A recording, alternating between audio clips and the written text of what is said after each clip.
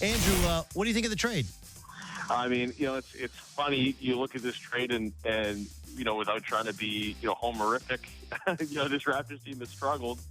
But it's really hard from a basketball perspective to find anything not to like about this trade.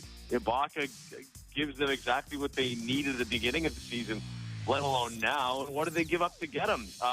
Mid-20s first-round pick. They don't need that anymore. And the guy they're moving out in Terrence Ross, good player, good contract, but they got a guy in Norman Powell making league minimum that everyone wants him to play more anyway. So I think the trade is spectacular. Does it fix what ails them? I don't have an answer for that, but I love the deal. All right, so help me out with what ails them, because Kyle Lowry said something's got to change. Does that mean Terrence Ross has to go? Does Kyle Lowry not like Terrence Ross? Is that what happened?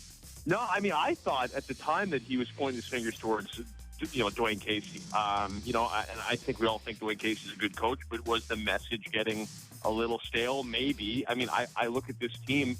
It's pretty much the same team that went to Game 6 of the Eastern Conference Final last year, and you can't tell me that your backup center, Bismack Biyombo, was the key to it all.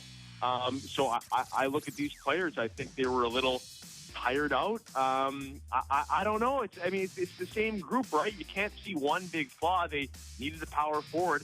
Now it's back to them, though. I mean, Masai Ujiri makes a move, and it's back to Kyle Lowry and DeMar DeRozan, and we'll see if they're energized, if Serge Ibaka brings what they were missing. But they weren't playing D, and there was just this dark cloud, right? Like the other night, they played a great 3 quarters. They're up 15 on Detroit at home with 9 minutes to play. We haven't seen this team lose that game for 4 years, and they lost that, and they've lost others like it.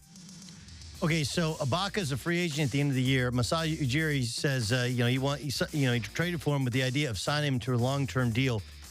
What is Ibaka worth, considering he's now twice been traded in the last 6 months? Well, I mean, let's see, right? Biyombo just got 17. Al Horford just got, 4 at 28. He's not as good as Horford, but I'm thinking if Ibaka plays well for this team and showcases himself in a couple rounds of the playoffs, I mean, I guess 400 wouldn't surprise me. And if the Raptors have a design on signing this guy and re-upping Kyle Lowry, okay, well, now you're going to be into the luxury tax and you're going to have to move some stuff. And that means Norman Powell plays a big role league minimum.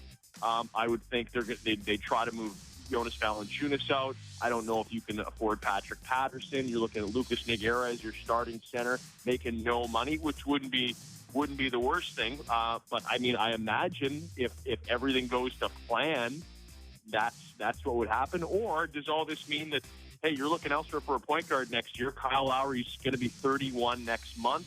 He's a great player. He's an all-star. He'd probably look pretty good as a 76er, though, wouldn't he? Yep.